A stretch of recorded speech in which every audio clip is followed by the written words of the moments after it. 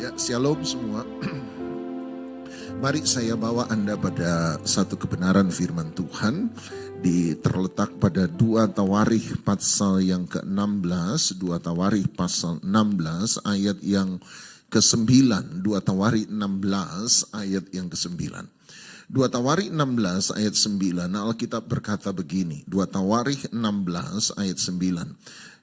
Bagian pertama saja berkata, karena mata Tuhan menjelajah seluruh bumi untuk melimpahkan kekuatannya kepada mereka yang bersungguh hati terhadap Dia. Kalau tidak keberatan, kita baca bersama-sama 2 Tawarikh 16 ayat 9 bagian pertama, 1, 2, 3. Karena mata Tuhan menjelajah seluruh bumi untuk melimpahkan kekuatannya kepada mereka yang bersungguh hati terhadap Dia. Amin. Tuhan berkata, Alkitab berkata Tuhan mencari sesuatu, sebab Alkitab berkata karena mata Tuhan menjelajah seluruh bumi. Dia mau buat apa? Dia hendak melimpahkan kekuatannya, keselamatannya, penebusannya, kasih anugerahnya, kebaikannya, mujizatnya, pertolongannya, berkatnya. Tetapi dia melimpahkan itu kepada mereka yang bersungguh hati terhadap Dia. Garis bawahi kata bersungguh hati. Dalam perjanjian lama bahasa Ibrani kata bersungguh hati menggunakan kata shalem. Saya percaya ini tidak akan sangat asing bagi Anda, sebab kata shalem adalah sebenarnya akar kata dari kata shalom yang berarti damai sejahtera. Tetapi shalem berarti sesuatu yang sungguh-sungguh, devoted, tetapi sebenarnya berarti sesuatu yang utuh. Sesuatu yang tidak terpecah, sesuatu yang tidak terbelah, sesuatu yang tunggal, sesuatu yang satu, sesuatu yang tidak menjadi berbeda, sesuatu yang holistik. Kenapa kata shalom sebenarnya berasal dari kata shalem yang berarti sesuatu yang utuh, sesuatu yang tunggal, sesuatu yang tidak terpecah, sesuatu yang tidak berbeda, sesuatu yang tidak terpisah, sesuatu yang total. Kenapa? Sebab orang Israel percaya bahwa damai sejahtera hanya datang ketika apa yang kita percayai dan apa yang kita kerjakan adalah sesuatu yang sama, sesuatu yang utuh, tidak berbeda. Kalau apa yang Anda imani dan apa yang Anda perbuat berbeda, maka hati Anda tidak akan tenang. Kalau apa yang Anda pikirkan dan apa yang Anda rasakan berbeda, maka hati Anda tidak akan tenang. Ketika tujuan Anda menjadi berbeda dengan realita yang Anda hadapi, maka Anda akan menjadi tidak tenang. Sebab damai sejahtera, ketenangan adalah hasil dari sebuah keutuhan. Itu sebabnya dengan konsep ini terciptalah sebuah mesin yang dinamakan mesin pendeteksi kebohongan. Sebab orang percaya ketika seseorang berbohong, ketika apa yang dia katakan dan apa yang dia tahu itu berbeda, maka dia tidak akan tenang. Makanya mesin pendeteksi kebohongan itu berfungsi untuk mendeteksi detak jantung seseorang. Sebab ternyata ketika seseorang berbohong, apa yang dia katakan dan apa yang dia tahu berbeda, maka detak jantungnya menjadi lebih cepat daripada sebelumnya. Detak nadinya menjadi lebih keras daripada sebelumnya. Suhu tubuhnya naik beberapa derajat lebih panas daripada sebelumnya. Itu sebabnya alat-alat kabelnya ditaruh di daerah jantung, daerah nadi, tangan, dan di dahi untuk mengukur suhu. Sebab ketika seseorang berbohong, maka dia menjadi tidak tenang. Seringkali tidak bisa dideteksi dengan mata telanjang, tetapi mesin bisa mendeteksi bahwa terjadi peningkatan detak jantung, terjadi peningkatan detak nadi, terjadi kenaikan suhu dalam waktu yang sekejap itu. Maka mesin itu akan berkata dia sementara berbohong. Sebab orang yang berbohong, apa yang dia katakan, apa yang dia tahu berbeda, maka dia tidak akan pernah tenang. Nah, hal ini senada dengan Ibrani pasal 11 ayat 6. Ibrani 11 ayat 6 ayat terkenal, Ibrani 11 ayat 6 berkata, tetapi tanpa iman tidak mungkin orang berkenan kepada Allah. Sebab barang siapa berpaling kepada Allah, nomor satu dia harus apa? Percaya bahwa Allah itu ada, dan nomor dua bahwa Allah memberi upah kepada orang yang sungguh-sungguh shalom mencari dia. Jadi ada dua elemen iman ternyata. Nomor satu, elemen dari iman adalah percaya. Jadi iman tidak sama dengan percaya. Di dalam iman ada percaya, tetapi percaya belum tentu iman. Elemen pertama dari iman adalah percaya, sama-sama bilang percaya. Elemen kedua dari iman adalah sungguh-sungguh, sama-sama bilang sungguh-sungguh.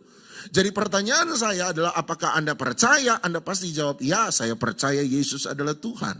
Tetapi problem utama kita ternyata bukan pada percayanya, tetapi problem utama kita adalah pada sungguh-sungguhnya.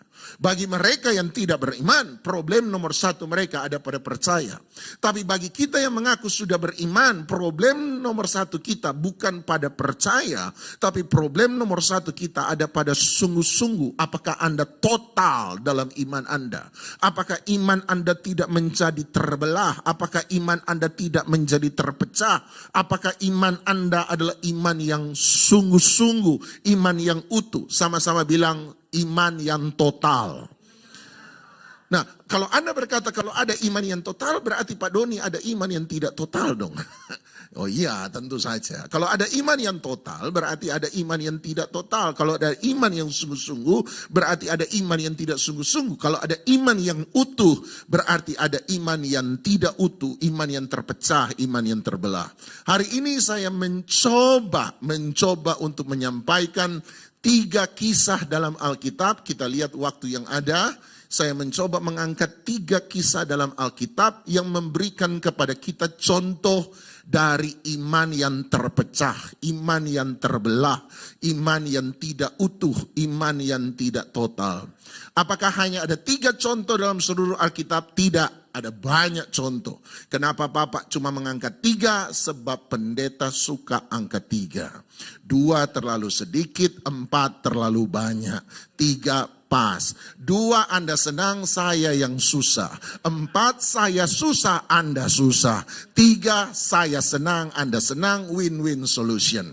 Jadi kita coba dengan 3, kalau tidak kita pangkas jadi 2. Haleluya. Ya kan, tergantung. Saya lihat muka-muka senyum bahagia. Haleluya.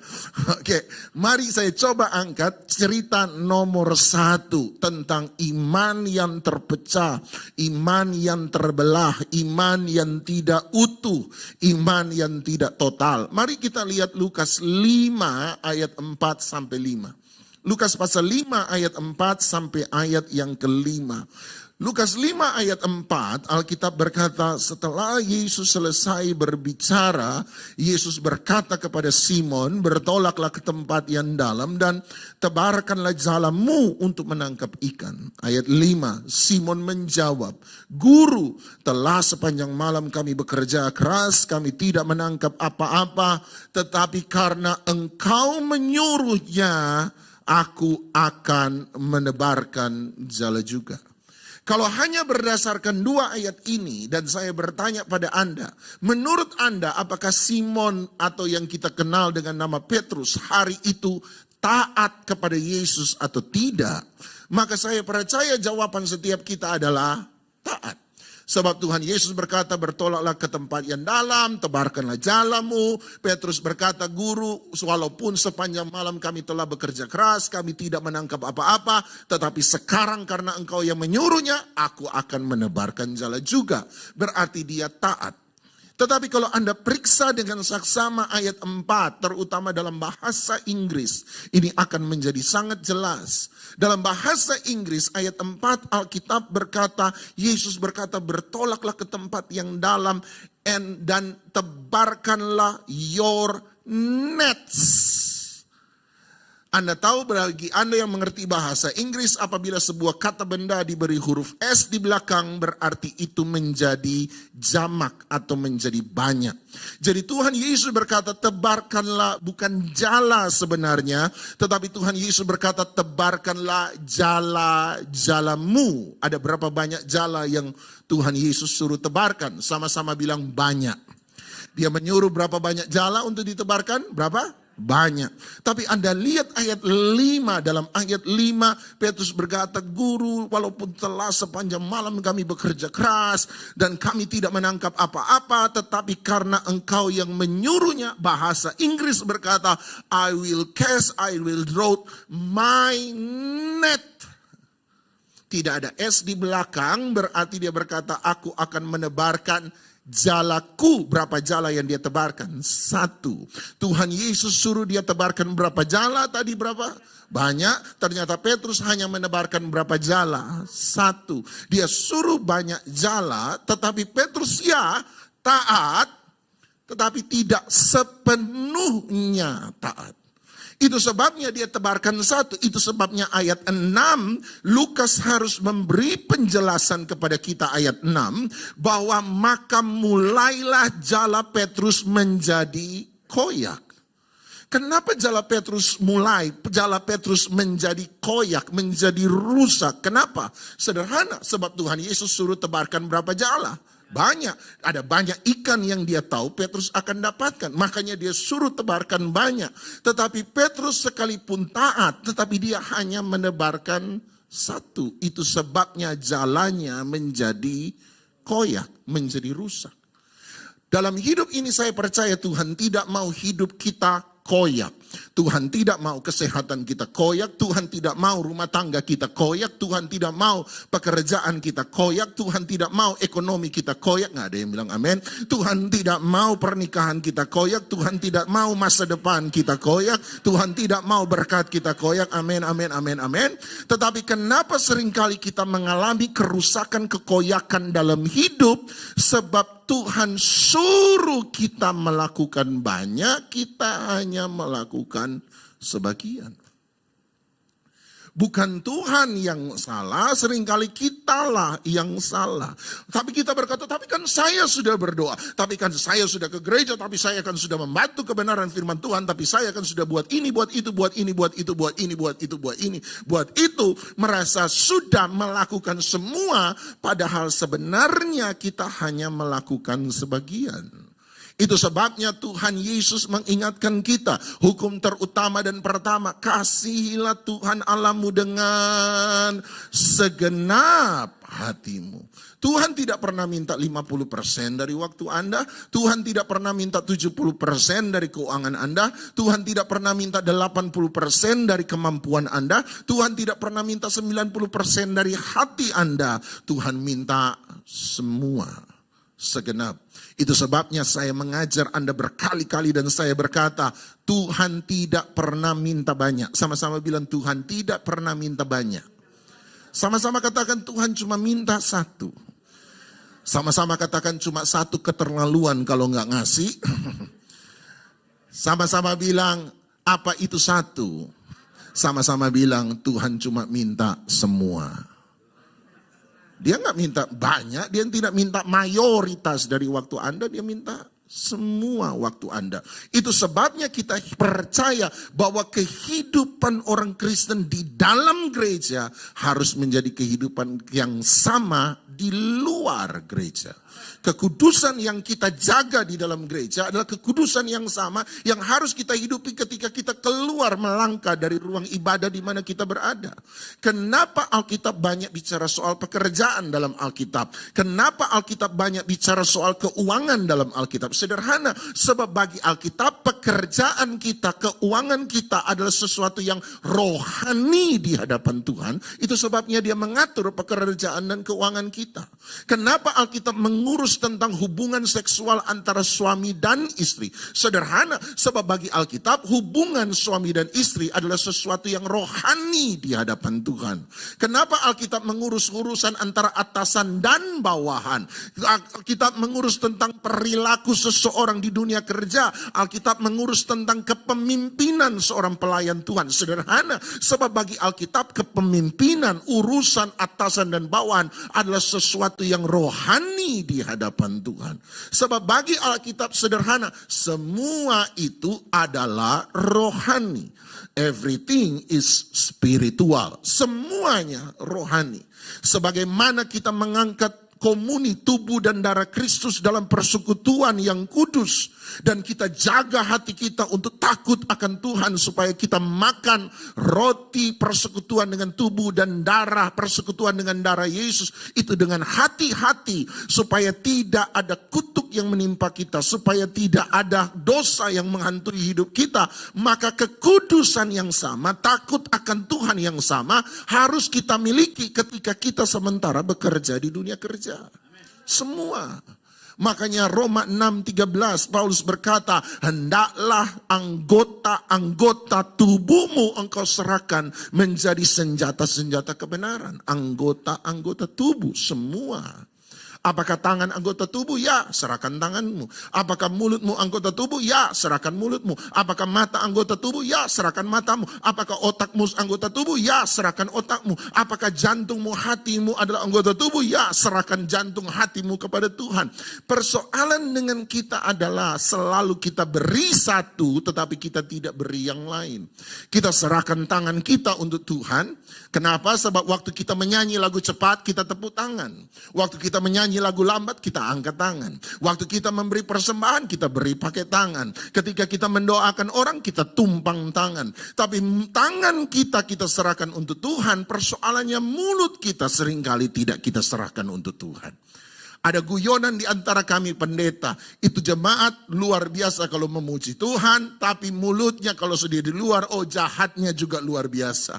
Mungkin waktu dibaptis selam, mulutnya nonggol ke atas, lupa masuk dalam air. Perlu dibaptis ulang, dan kalau dia dibaptis, mulutnya yang masuk nomor 1. Kenapa? Sebab tangan Anda beri, mulut tidak. Mata Anda beri, otak tidak. Makanya Anda lihat yang bening-bening, otak Anda langsung ngeras. Sebab Anda dan saya tidak belajar menyerahkan seluruh kehidupan kita kepada Tuhan. Iman yang tidak total nomor 1 adalah iman yang separuh, iman yang sebagian, iman yang setengah. Ada lagu berkata separuh nafas. Iman yang separuh nafas Senin Kemis itu tandanya tinggal tunggu waktu untuk inna ilahi wa inna ilaihi rajiun. Jadi orang yang punya iman separuh nafas itu menuju pada kematian iman itu sendiri. Nomor 2, karena Anda tertawa saya sudah mau langsung akhiri saja. Ya, atau saya janjikan semakin cepat direspon, semakin cepat khotbah saya selesai. Bilangan 4:20, bilangan 4:20. Bilangan 4 yang ke-20. Bilangan 4:20 mulai dari ayat yang ke-7. Ini kisah tentang Musa mengeluarkan air dari bukit batu. Bilangan 4:20 ayat 7. Tuhan berfirman kepada Musa. Ayat 8. Dia berkata, ambillah tongkatmu itu dan engkau dan Harun kakakmu harus menyuruh umat itu berkumpul. Katakanlah di depan mata mereka kepada bukit batu itu supaya diberi airnya. Demikianlah engkau mengeluarkan air dari bukit batu itu bagi mereka dan memberi minum umat itu serta ternaknya. Sebelum kita lanjut, saya mau tekankan ada 4 hal, ada 4 poin yang Tuhan katakan dalam bilangan 20 ayat 8 yang harus dikerjakan Musa. Nomor 1, Tuhan bilang ambil tongkat. Nomor 2, Tuhan bilang kumpulkan jemaat Israel. Nomor 3, Tuhan bilang bicara pada bukit batu di depan mereka. Dan nomor 4, Tuhan berkata maka bukit batu mengeluarkan air cukup untuk minum mereka dan seluruh ternak mereka. Sekali lagi mengulang supaya Anda hafal 4 hal ini baik-baik. Nomor 1, ambil tongkat. Nomor 2, kumpulkan jemaat. Nomor 3, bicara pada bukit batu. Nomor 4, bukit batu akan mengeluarkan air. Mari kita lihat ayat 9. Perhatikan ayat 9. Lalu Musa mengambil tongkat itu dari hadapan Tuhan seperti yang diperintahkannya kepada Musa. Apakah Tuhan menyuruh Musa untuk mengambil tongkat? Ya, ayat 8 berkata nomor 1 ambil tongkat.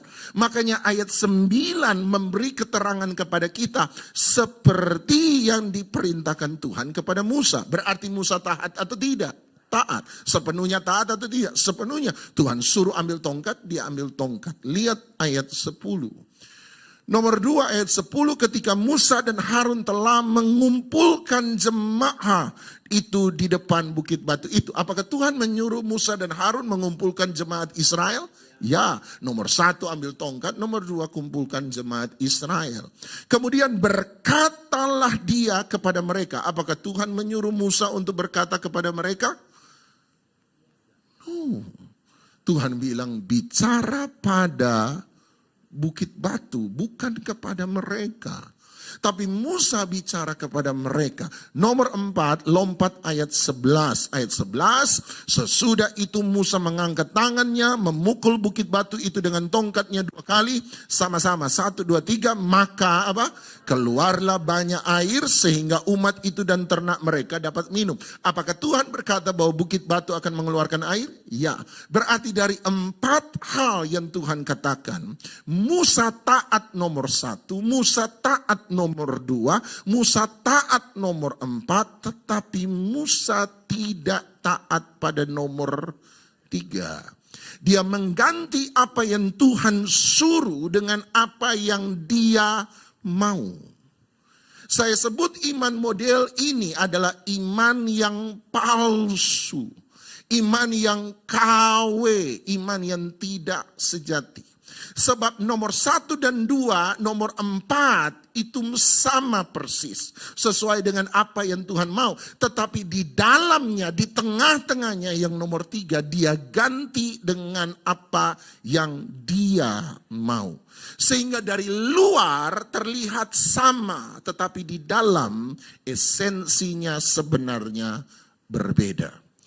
Iman yang ini saya sebut iman palsu sebab seringkali mirip dengan iman asli. Tetapi sesungguhnya bukan iman yang sejati. Ada banyak orang hanya mau mirip Yesus. Tetapi tidak banyak orang yang sebenarnya mau menjadi serupa dengan Yesus. Saya tanya satu anak muda laki-laki rambutnya tambah gondrong. Saya tanya kenapa rambut digondrongin? Dia berkata supaya mirip Yesus, Pak. Saya jawab memang sih mirip Yesus. Tetapi kelakuan gak sama dengan Yesus. Ada banyak orang berpikir kalau dia duduk di gereja maka dia menjadi mirip Yesus. Betul sih, sebab Yesus pergi ke sinagoga, rumah doa. Yesus pergi ke bait suci, jadi mirip Yesus. Tetapi persoalannya adalah kelakuannya tidak serupa dengan Yesus. Kita berpikir bahwa baju agama akan membuat kita mirip Yesus. Betul mirip Yesus, tetapi baju agama tidak membuat kita menjadi serupa dengan Yesus. Saya berpikir kalau saya ada dalam pelayanan, saya menjadi semakin mirip Yesus. Betul sih, semakin mirip Yesus. Tetapi persoalannya mirip Yesus bukan berarti serupa dengan Yesus. Hatinya tidak pernah berubah, di dalamnya tidak pernah berubah, selalu sebab kita mengganti apa yang Tuhan mau dengan apa yang kita mau. Saya tutup dengan satu joke sederhana zaman dulu. Ada lelucon dulu yang berkata ada 2 orang teman sementara jalan pulang di waktu hari sudah petang sore. Jalan mulai remang-remang dan hari mulai gelap. Dan waktu 2 orang teman ini berjalan, yang pertama sedikit di depan dengan yang kedua. Itu sebabnya satu kali waktu mereka jalan, teman yang pertama berkata, hati-hati ada tai di situ. Yang kedua waktu lewat dia lihat, dia berkata, dia berhenti, dia berkata, itu bukan tai, itu batu. Yang pertama sementara jalan, dia balik, dia dengar itu, dia balik, dia lihat lagi. Dia bilang, enggak, itu tai. Yang kedua jawab, bukan, itu batu. Yang pertama tidak terima, dia agak bongkok. Bagi Anda yang tidak tahu kalau tai sudah kering, saya kasih tahu Anda. Kalau tai sudah kering, warnanya abu-abu, persis kayak batu. Dari mana Pak Doni tahu? Sebab saya sudah pernah injak. Jadi saya ngerti, sudah ngalami. Dia bongkok, dia berkata, dia lihat, dia bilang, tai.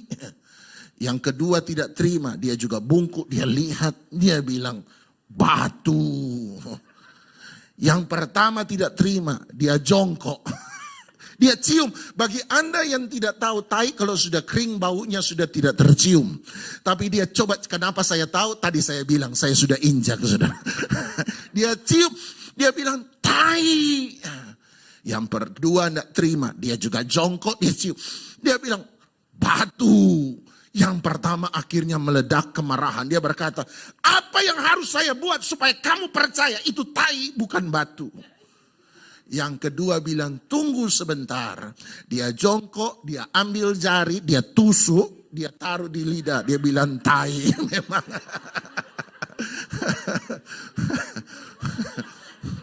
Tai kalau sudah kering mirip batu, tapi mirip belum tentu serupa. Bilang sama sebelah, jadi batu jangan jadi tai. Iman kita mesti iman batu, bukan iman tai. Dari mana saya tahu itu iman batu atau iman tai? Anda injak. Saya sudah injak. Batu kalau diinjak tetap batu. Tai kering kalau diinjak hancur. Dari mana saya tahu iman itu seseorang sejati atau tidak? Tekanan. Tekanan akan membuktikan kepada setiap kita yang melihat apakah iman orang itu palsu atau sejati. Itu sebabnya Alkitab berkata, seandainya engkau menguji aku, maka aku akan timbul bagaikan emas yang murni. Tekanan selalu membuat kita mengerti apakah seseorang punya iman yang sejati atau palsu. Yang kedua, kalau tai kering Anda injak, bukan hanya dia hancur, tapi waktu Anda injak, Anda akan menyesal seumur hidup. Sebab waktu Anda injak baru bau busuknya keluar.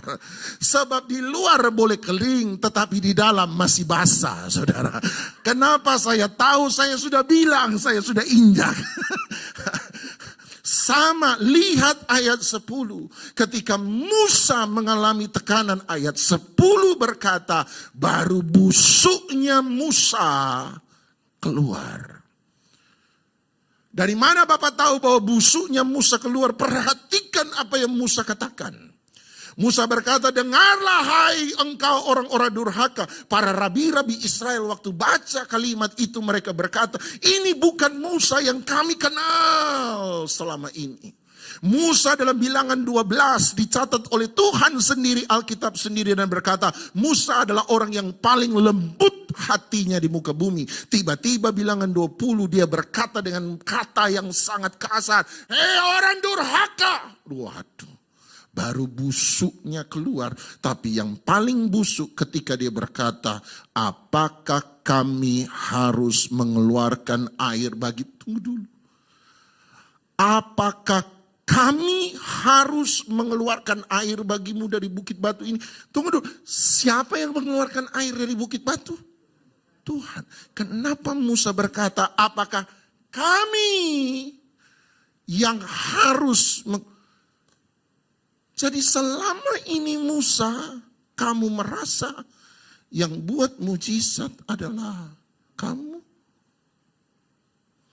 Sindrom pendeta hamba Tuhan, orang yang dipakai Tuhan dengan dahsyat, catat baik-baik. Ketika Tuhan memakai seseorang yang luar biasa, seringkali mudah bagi kita berpikir, kalau bukan saya yang doa, kalau bukan saya yang tumpang tangan, kalau bukan saya yang khotbah, kalau bukan saya yang berkati, mujizat itu tidak akan pernah jadi. Ternyata selama ini Musa pukul batu keluar air, Musa doa turun mana, Musa doa datang burung puyuh, Musa doa kemudian terjadi kesembuhan, dan tanpa sadar dengan semua mujizat yang Tuhan buat melalui Musa, sebersit kesombongan masuk dalam hatinya. Sebersit kedagingan masuk dalam hidupnya. Dan dia merasa ternyata dia yang buat mujizat itu.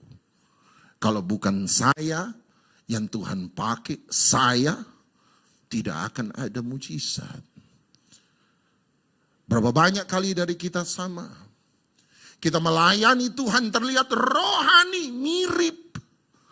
Tetapi di tengah-tengah panggung yang rohani, gemerlap lampu yang hebat. Tiba-tiba kita mulai membawa sebersit kesombongan. Popularitas bukan untuk kemuliaan Tuhan, tetapi mulai membangun panggung untuk popularitas diri pribadi. Sindrom orang yang dipakai oleh Tuhan dengan dahsyat dan luar biasa. Sindrom seseorang yang diberkati Tuhan luar biasa. Seringkali sebersit kesombongan masuk. Dan itu hanya terlihat ketika diinjak oleh tekanan, busuknya keluar. Saya berdoa kita punya iman batu dan bukan iman tahi. Tidak ada satupun bau busuk dari mezbah Tuhan yang akan naik di hadapan hadirat Tuhan.